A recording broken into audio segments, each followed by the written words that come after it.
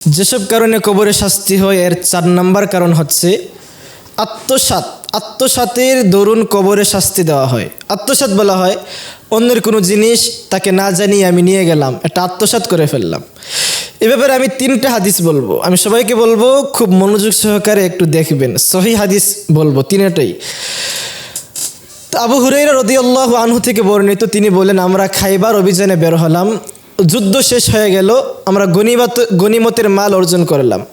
আমরা যখন ওইখান থেকে ফিরে আসার পর নবীজি সাল্লাল্লাহু আলাইহি সাল্লামের বাহনের পিঠ থেকে ওনারই একজন দাস সামানপত্র নামাচ্ছিল।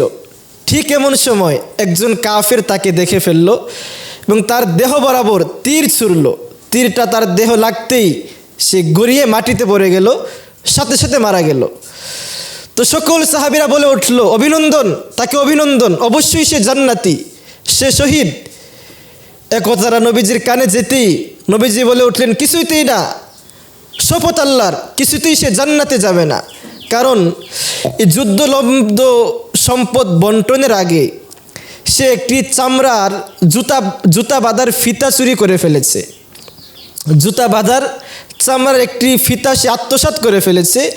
ওই ফিতাটি আগুনের শিখা হয়ে তার শরীরে জ্বলে উঠবেই। তা চামড়ার ফিতা দামি কত হবে, মূল্য কত হবে। নবীজি বলছেন এটা আত্মসাৎ করার কারণেও এটা আগুনের শিখা হয়ে তার উপরে জ্বলে উঠবে। দুনিয়ার আগুন নয়, জাহান্নামের আগুন। 1 নম্বর হাদিস। 2 নম্বর হাদিস হচ্ছে, আরবে একটা গোত্র ছিল বনি আব্দুল আশহাল। নবীজি সাল্লাল্লাহু আলাইহি ওয়াসাল্লাম প্রায় সময় আসরের নামাজ আদায় করে ওই গোত্রে যেতেন, তাদের সাথে কথাবার্তা বলে আবার ফিরে আসতেন। তো সেখানে একদিন তিনি বলতেছিলেন যে, দেখো তোমাদের অমুকের ছেলে অমুক, তাকে আমি ওই গোত্রে পাঠিয়েছিলাম, সেখানে সে একটি চাদর আত্মসাৎ করে ফেলেছে।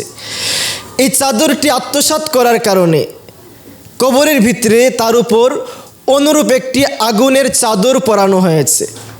আগুনের চাদর যদি আমার শরীরে পরানো হয়, আমার শরীরটা কেমন হবে, আমার কাছে কেমন লাগবে, কি একটা আফসোস হবে, কি দুঃখ হবে যে একটা চাদর, এটার কারণে আজকে আমাকে এত শাস্তি ভোগ করতে হচ্ছে।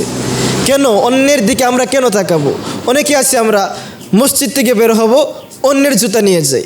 আমি অনেক মসজিদে দেখেছি মুসল্লি শেষে দিশেহারা, হাইরে আমার জুতা কে নিল, জুতা নাই। হাসরের ময়দানে যদি ওই 2টা জুতা আগুন হয়ে আপনার সাথে ধরা দেয়, তাহলে আপনার কি একটা আফসোস হবে।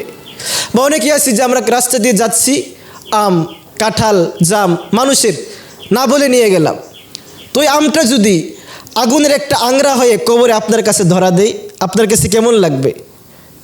এই সামান্য একটা জিনিসের কারণে তো আমাকে কবরে শাস্তি দেওয়া হবে। এজন্য আমাকে বুঝতে হবে অন্যের কোনো জিনিস ধরা যাবে না, অন্যের কোনো জিনিস নেওয়া যাবে না। নিজেকে আল্লাহ যা দিয়েছেন সেটা নিয়েই সন্তুষ্ট থাকতে হবে।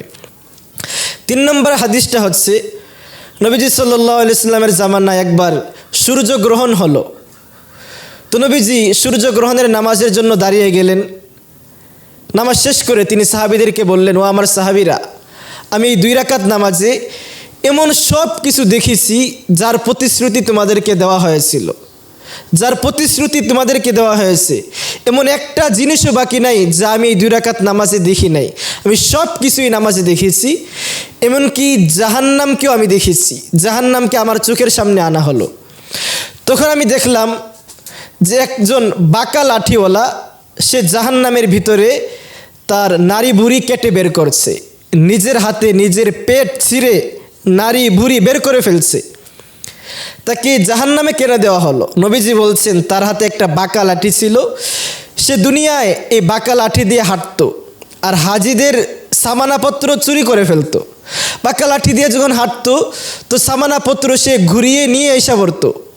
যদি কেউ দেখে ফেলতো তো বলতো, ভাই এটা আমার বাঁকা লাঠির আকড়ায় আটকে গিয়েছিল, আমি দেখতে পারি নাই, ছেড়ে দিত।